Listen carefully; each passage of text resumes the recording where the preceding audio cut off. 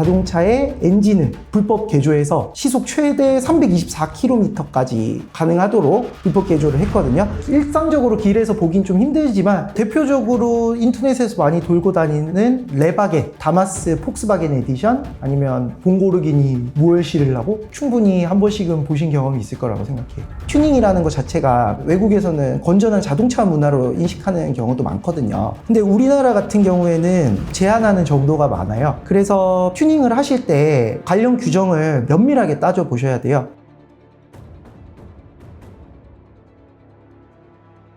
안녕하세요. 번화의 서중본 변호사입니다. 사람들이 생각보다 튜닝하는 문화 같은 거에 관심이 많은 것 같아요. 튜닝이라는 게 결국은 개인의 개성을 표현하는 방법 중에 하나라고 생각하거든요. 요즘 자동차 튜닝 문화가 많이 활성화되고 있고 국가에서도 관련 규정을 정비하면서 장려하려고 하고 있는데요. 그럼에도 불구하고 많은 분들이 관련 규정을 제대로 확인하지 않고 그냥 이쁘다는 이유로 혹은 뭐 자동차 성능에 도움이 되겠다는 이유로 튜닝을 하시는 경우가 많은데 그러다가 불법 튜닝이라는 이유로 단속이 되는 경우가 많으세요. 이게 사실은 자동차 불법 튜닝이라는 것 자체가 좀 경계선에 있는 문제예요. 자동차를 자신의 개성에 맞게 꾸미고 이런 것들이 사실은 자유로워야 하지만 이에 반해서 자동차라는 그 특수성, 도로의 교통에 위험을 발생시킬 수 있고 그 결과가 굉장히 큰 참사로 이어질 수 있다는 측면에서 법에서 각종 규제를 통해서 최소한의 안전장치들을 마련해 두고 있거든요. 그러면 튜닝을 할 때 합법, 불법이 나눠지는 뭔가 기준이 있을 것 같아요. 네, 이게 굉장히 많은 규정이 존재해요. 배기음에 대한 기준이랄지 이런 것들을 다 설정해 두고 있는데 예를 들어 자동차 관리법이라거나 아니면 뭐 도로교통법 규정이 있을 수도 있고 소음 및 진동관리법에 적용을 받을 수도 있고 이런 많은 규정에서 복잡하게 규율이 돼 있죠. 어떤 불법 개조 사례들이 있는지. 일단 제가 당장 떠오르는 두 가지가 있는데요. 비슷한 시기에 벌어졌던 거예요. 몇 년 전에 이제 회계사나 의사 등 화이트 칼라 직업을 가진 사람들이 모여서 롤링 레이싱이라는 걸 했어요. 롤링 레이싱이 뭐냐면 일정 지점까지 60km로 달리다가 약속한 지점에서 자동차를 최대 속도로 출력을 내서 달린 다음 약속한 구간에 가장 먼저 도착하는 사람, 그 사람이 승리하는 걸 롤링 레이스라고 하는데요. 이걸 하면서 그 아까 말씀드린 고소득 전문직들이 고가의 차량들을 이용했어요. 근데 자동차의 엔진을 불법 개조해서 시속 최대 324km까지 가능하도록 불법 개조를 했거든요. 그러다가 이제 구속까지 된 사례가 있었어요. 하나 더 첨언하자면 동호회 회원 중에 한 명이 사고를 냈대요. 사고를 내고 나서 보험사에 이거를 과실에 의한 사고였다 신고를 해서 보험사 기록까지 입건이 있다고 하더라고요. 그리고 또 한 가지 더 사례는 SM7이라는 차량에 제한이 걸려있는 출력을 임의로 풀어서 고속도로에서 엄청나게 밟아대다가 결국은 엔진에 불이 붙어가지고 입건이 된 사례가 있거든요. 크게 이 두 가지 사례를 말씀드릴 수 있을 것 같은데 요거를 불법 개조했다고 하는 구체적인 메커니즘을 말씀드리면 자동차에는 이제 핵심 부품이 엔진이죠. 자동차의 심장이라고 하고 엔진 같은 경우에는 ECU라는 전자장비가 그 출력을 제한을 해요. 왜냐면은 자동차가 낼 수 있는 성능을 100이라고 하면 100을 계속 내면은 엔진뿐만 아니라 주변 다른 부품들에도 무리가 갈 거잖아요. 그래서 적적 기준에 따라서 자동차 제조사에서 출력의 60% 70% 정도를 낼 수 있도록 사전에 이제 설계를 해서 출고를 하는 거죠. 그런데 이 불법 개조 업체에서 ECU라는 이 부품에 조작을 가해가지고 그 자동차 성능이 90%까지 낼 수 있게 하는 식의 개조를 한 거거든요.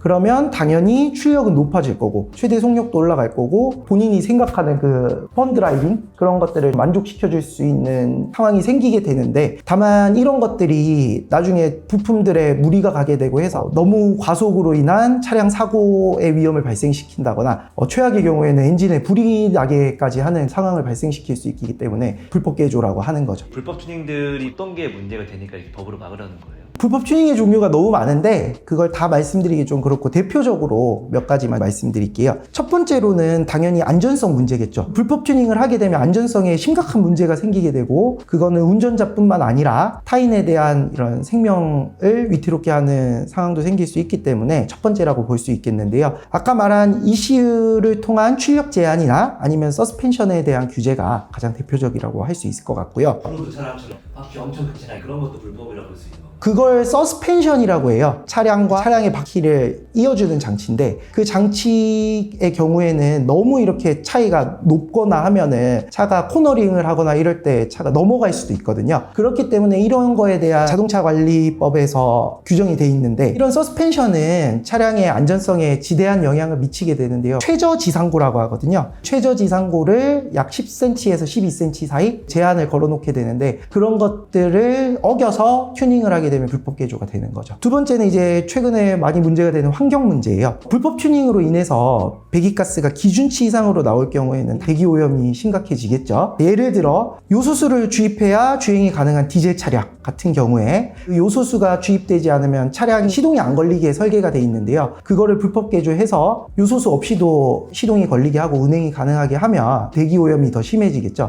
그런 것들을 불법 개조하는 것도 당연히 이제 불법 튜닝의 영역에 속할 거고요. 마지막으로 다른 사람에게 주는 피해입니다. 여러분들께서 길을 가시거나 아니면 밤에 잠을 자다가 자동차 배기음으로 인해서 짜증나신 경험이 한 번씩은 다 있으실 거예요. 근데 이게 우리 몸이 소리가 한 5, 60dB 정도가 넘어가면 그걸 소음으로 인식하고 스트레스를 받는다고 하더라고요. 그래서 이거에 대해서 이제 소음 및 진동관리법이라는 규정에서 차량 소음의 기준을 정해놓고 그거에 맞춰서 차량 제조사들이 소음기를 달거나 하도록 하고 있는데요. 차종에 따라서 차이가 있긴 하지만 흔히 우리가 아는 소형차, 자가용 같은 경우에는 100에서 105dB 정도 배기음이 나도록 설정하고 있는데요. 근데 이런 기준을 무시하고 자동차 제조사에서 배기구에 장착해 놓은 소음기를 떼거나 아니면 한 발 더 나가서 임의적으로 그걸 더 크게 만든다거나 이런 사례들이 있는데 이런 경우는 당연히 배기음이 100에서 150dB를 넘어서면 불법 튜닝이 되겠죠. 두 번째로 이제 차량 조명에 대한 건데요. 지금 보여드리는 사진이 티코 오징어잡이 에디션이에요. 이런 별명이 붙은 이유는 오징어배 집어등이랑 비슷한 정도로 요란하게 차에 조명을 튜닝해서 붙여진 이름인데요. 야간에 차량에서 나는 빛이 너무 화려하다거나 이러면 다른 운전자들이 시야가 불편하거나 이런 상황이 올 거 아니에요? 그럼 당연히 이제 도로 위에서 사고가 날 가능성이 높아지겠죠. 그래서 그런 기준에 맞추지 않은 튜닝은 불법 튜닝이 되는 것이고 그 기준을 위반하면 1년 이하의 징역이나 1천만 원 이하의 벌금형에까지 처해질 수 있어요. 그럼 이 불법 튜닝을 하는 경우에는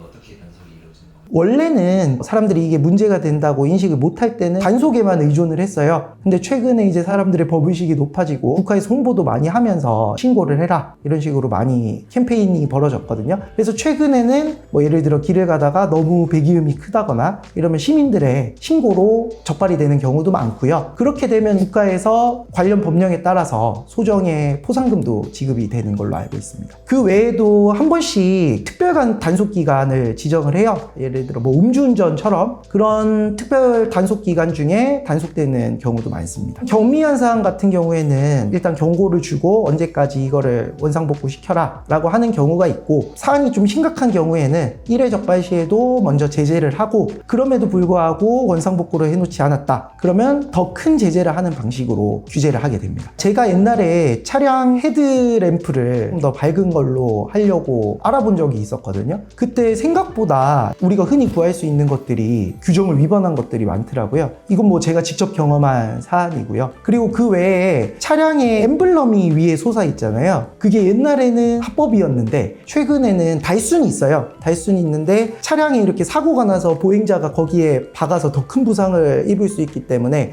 설치를 하더라도 쉽게 이렇게 휘어지거나 그런 규제들이 또 생긴 게 흥미롭더라고요. 이 차가 아닌데 다마스를 폭스바겐처럼 보이게 만든다거나 이런 튜닝은 괜찮은 건가요? 예를 들어보면 그레바겐의 서스펜션을 기준치 이상으로 올렸다거나 이러면 문제가 되겠죠. 하지만 규정 내에서 한다면 외형을 바꾸는 것 정도로는 불법 튜닝이라고는 볼 수 없을 것 같아요. 튜닝이라는 것 자체가 어떻게 보면은 외국에서는 건전한 자동차 문화로 인식하는 경우도 많거든요. 외국에서는 최소한의 안전 기준만 지킨다면 가능한 모든 튜닝을 할 수 있어요. 근데 우리나라 같은 경우에는 제한하는 정도가 많아요. 그래서 튜닝을 하실 때 관련 규정을 면밀하게 따져보셔야 돼요. 변호사인 제 입장에서도 시행 세칙이나 별표 같은 거를 구체적으로 살펴보지 않는 이상은 쉽사리 이게 불법이라는 인식을 잘 못하시는 경우가 생길 수도 있거든요. 그래서 튜닝을 하시게 된다면 먼저 이게 이쁘다고 무조건 하거나 아니면 성능에 좀 도움이 된다고 해서 하시기보다는 사전에 가까운 변호사나 아니면 법률 전문가들에게 문의를 해서 이게 불법인지 아닌지 한번 좀 제대로 체크를 해보고 하시는 게 좋을 것 같고요. 뭐 예를 들면 휠 도색 아니면 휠 교체 이런 외형적 튜닝이나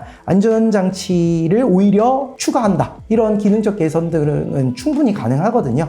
그런 것들이 합법의 범위에 있는지 제대로 살펴서 튜닝을 잘 하셔서 건전한 자동차 문화를 누리셨으면 좋겠습니다. 지금까지 자동차 불법 튜닝에 대해서 살펴봤는데요. 이 규정이 워낙 복잡하다 보니까 많이 고민을 하실 거예요. 튜닝을 하시기 전에. 궁금한 사항이 있으시거나 하시면 언제든지 저희 번호로 편하게 연락 주시거나 아니면 댓글에 편하게 남겨주시면 제가 답변 달아드리도록 하겠습니다. 감사합니다. 지금까지 법률사무소 번호의 서준범 변호사였습니다.